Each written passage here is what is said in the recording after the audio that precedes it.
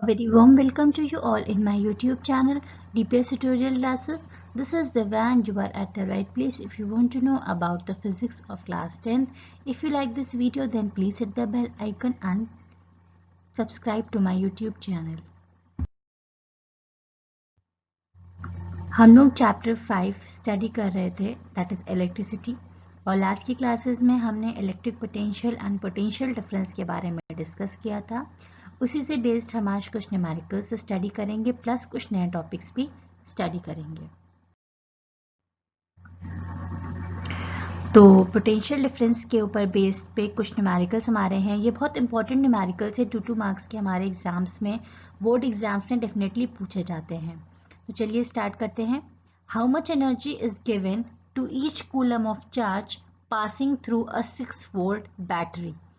How much energy is given means हमें मतलब energy क्या है। जैसे मैंने आपको बताया था किसी पे हम कहीं पे भी कोई वर्क कर रहे हैं तो मीन्स क्या है, कोई एनर्जी है, कोई वर्क डन जो हो रहा है वही हमारी बेसिकली क्या होती है, एनर्जी होती है। तो मीन्स हमें यहाँ पे हाउ मच एनर्जी पूछा गया है तो हमें यहाँ पे क्या कैलकुलेट करना है, वर्क डन कैलकुलेट करना है to each coulomb of charge.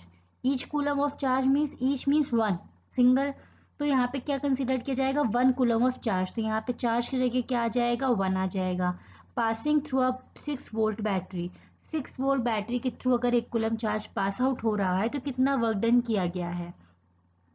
तो पोटेंशियल डिफरेंस का हमारा फॉर्मूला होता है वर्क डन अपॉन चार्ज होता है। पोटेंशियल डिफरेंस यहाँ जो 4 वोल्ट की बैटरी दिया गया है, सॉरी 6 वोल्ट की जो बैटरी दिया गया है, ये हमारा पोटेंशियल डिफरेंस हो जाएगा जो कि हमारा 6 हो जाएगा।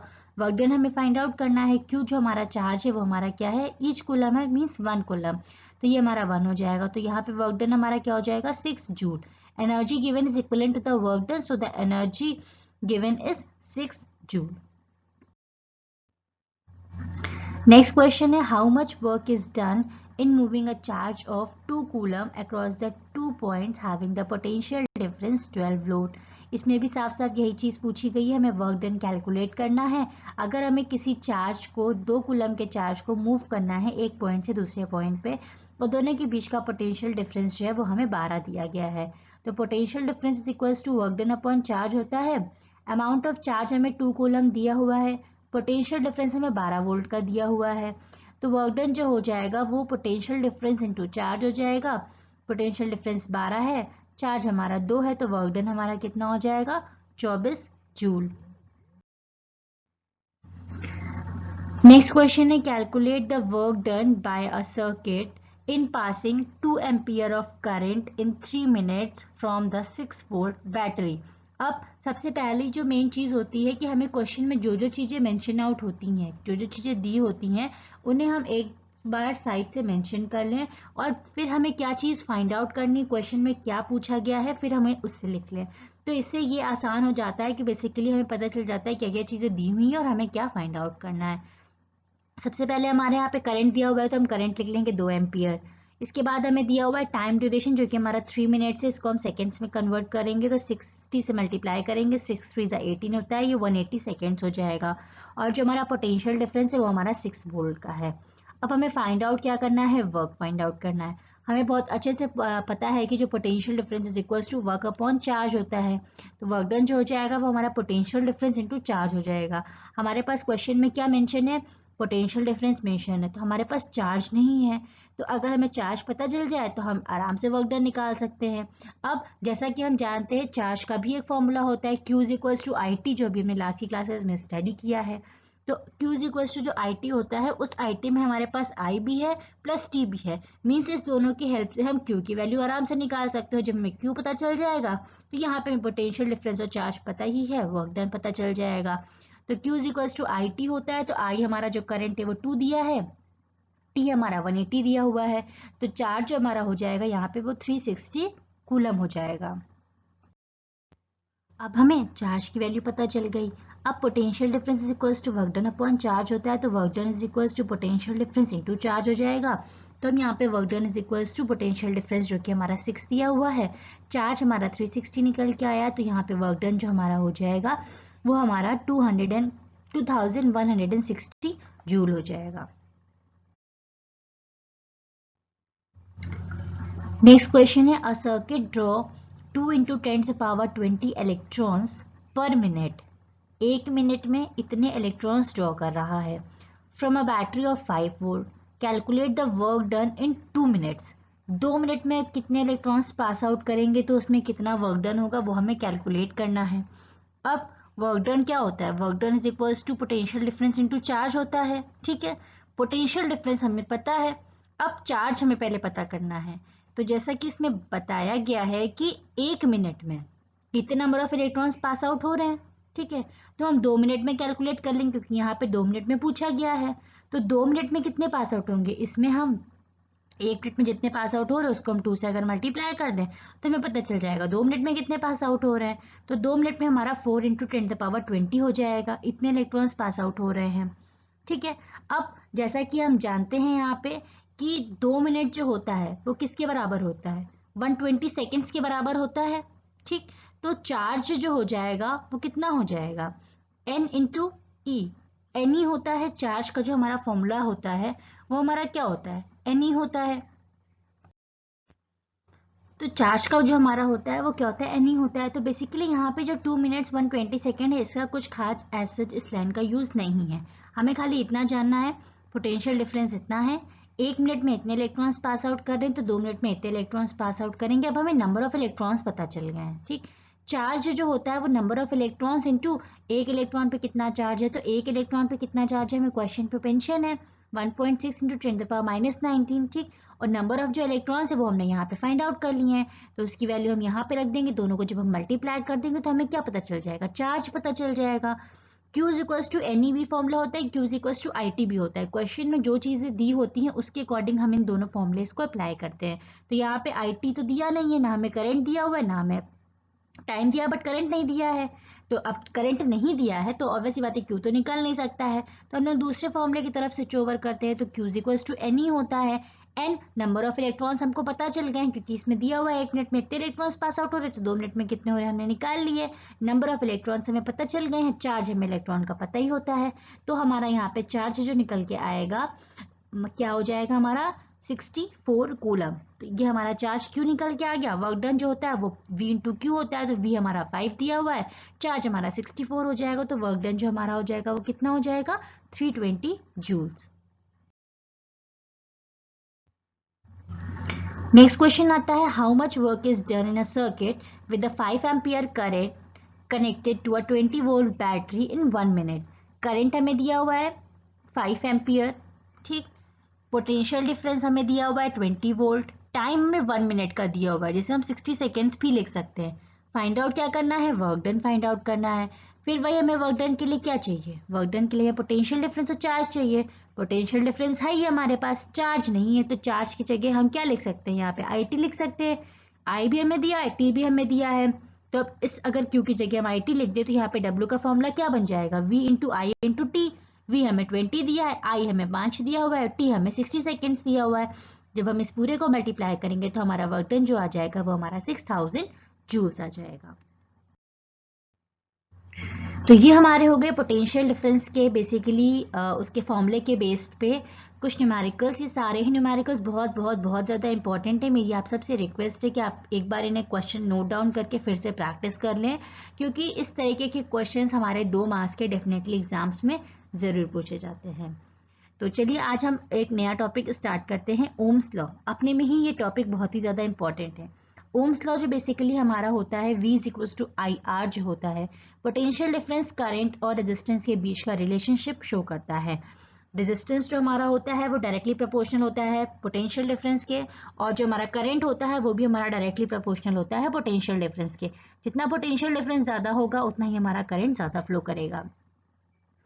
चलिए इसको हम स्टडी करते हैं। The relationship between the potential difference across its end and the current is called as a Ohm's law. Ohm's law जो बेसिकली होता है वो हमारा करंट और पोटेंशियल डिफरेंस के बीच का रिलेशन बताता है। जो हमारा आर यहाँ ऐड होता है वो तो हमारा एक तरह से कांस्टेंट होता है, जिसको हम मतलब रेजिस्टेंस कहते हैं। जो हमारा कांस्टेंट होता है उसी को हम रेजिस्टेंस कहते हैं। सबसे पहला जो मेन इंपॉर्टेंट चीज़ ये हुआ कि ओम्स लॉ क्या होता है। ओम्स लॉ जो हमारा होता है वो पोटेंशियल डिफरेंस और जो करंट फ्लो कर रहा है उसके अराउंड जो हमारा रिलेशनशिप शो करता है। All the physical conditions of the conductor remaining the same, the current flowing through it is directly proportional to the potential difference or at its end. जो current हमारा फ्लो करता है circuit में वो हमारा directly proportional होता है किसके? पोटेंशियल डिफरेंस के.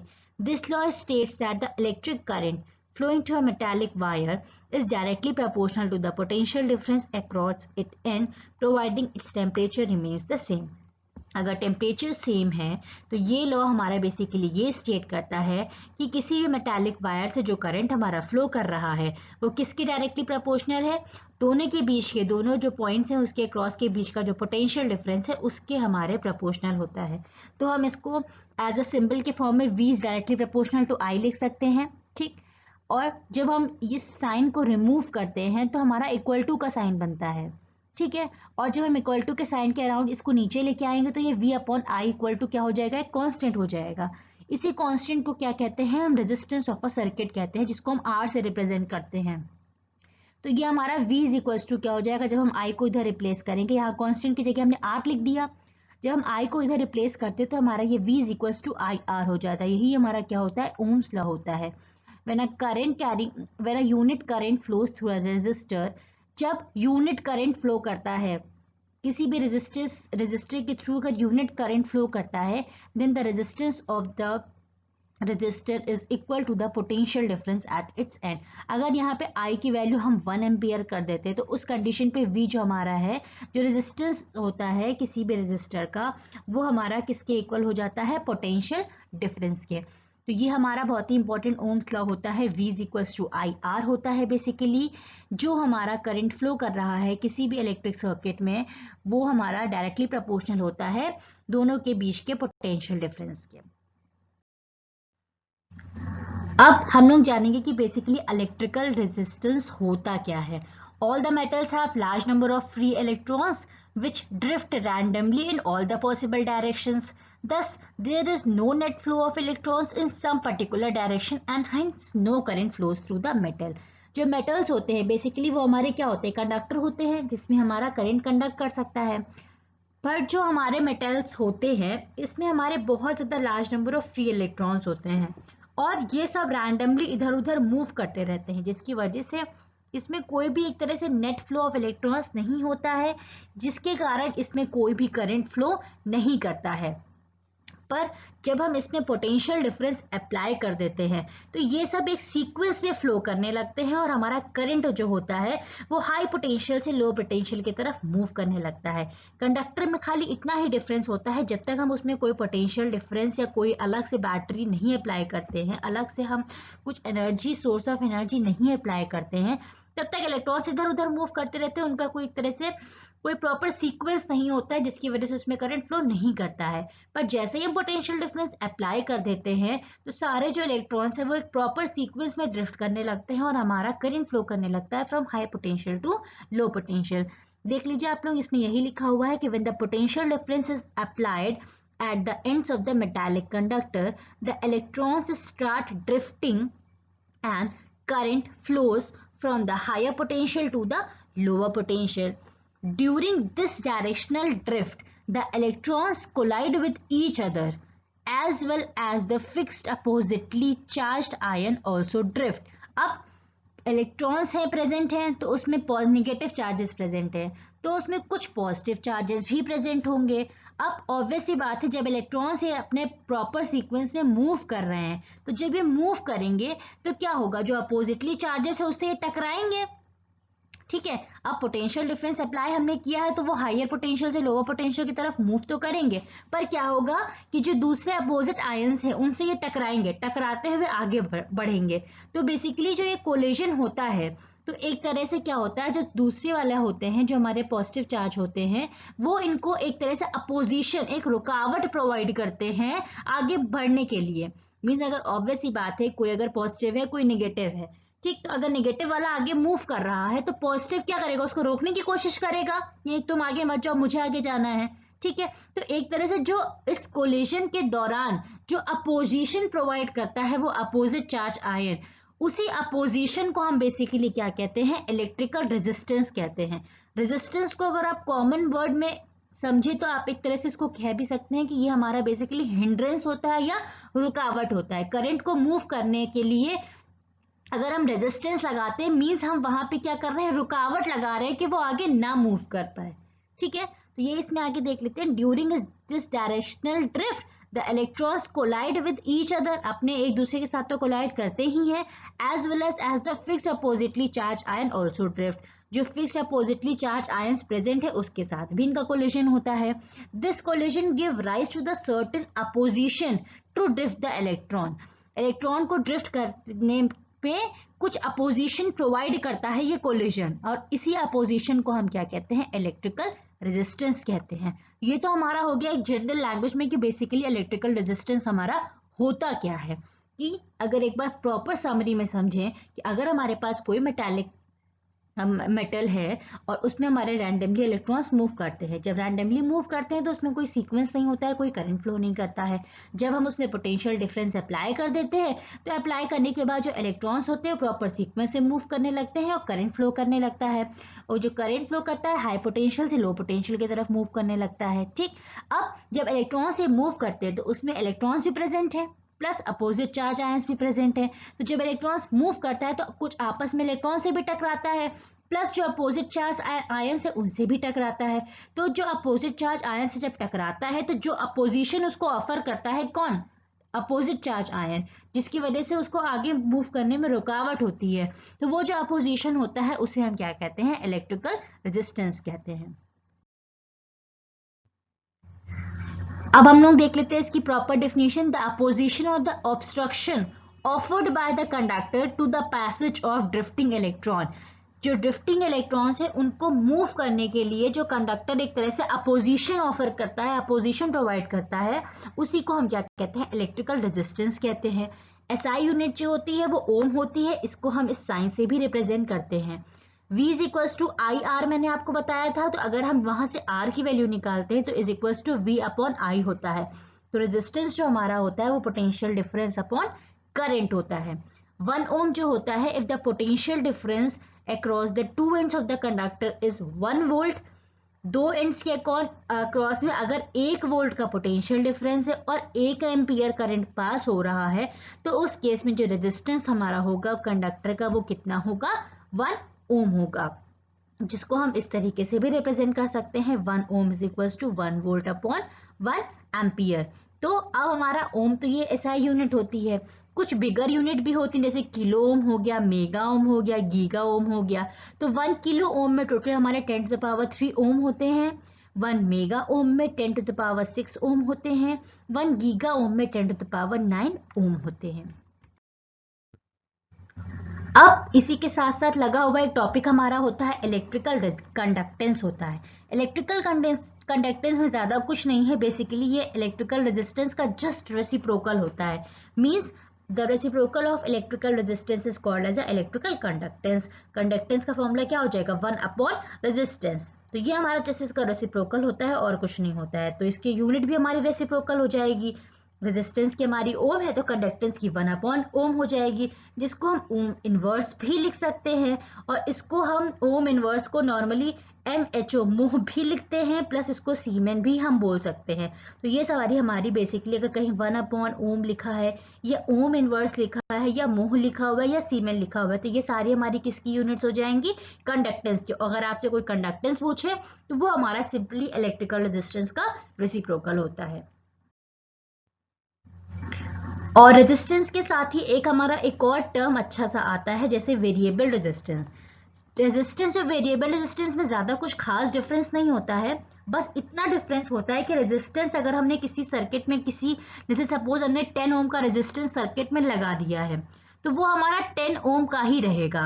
और वेरिएबल रेजिस्टेंस जिसको हम रियोस्टेट भी बोलते हैं, उसका इतना फायदा होता है कि उसमें रेजिस्टेंस जो होता है वो हम सर्किट के मतलब कंडीशन को देखते हुए घटा बढ़ा सकते हैं। मींस अगर करंट हमारा ज्यादा फ्लो कर रहा है तो हम उसको ज्यादा रेजिस्टेंस देंगे, करंट हमारा कम फ्लो कर रहा है तो उस कंडीशन पे हमें कम रेजिस्टेंस चाहिए होगा तो हम बढ़ा घटा सकते हैं। तो बेसिकली इसका हमारा यही एडवांटेज होता है कि हम अपने सर्किट में कितना करंट हमको फ्लो कराना है तो वहां पे हम वेरिएबल रेजिस्टेंस का यूज कर सकते हैं। अगर हमें कम करंट फ्लो कराना है तो रेजिस्टेंस उसमें ज्यादा बढ़ा सकते हैं, तो हमें ज्यादा सर्किट को डिस्टर्ब नहीं करना पड़ता और इसी इंस्ट्रूमेंट के थ्रू हम करंट को कंट्रोल कर सकते हैं।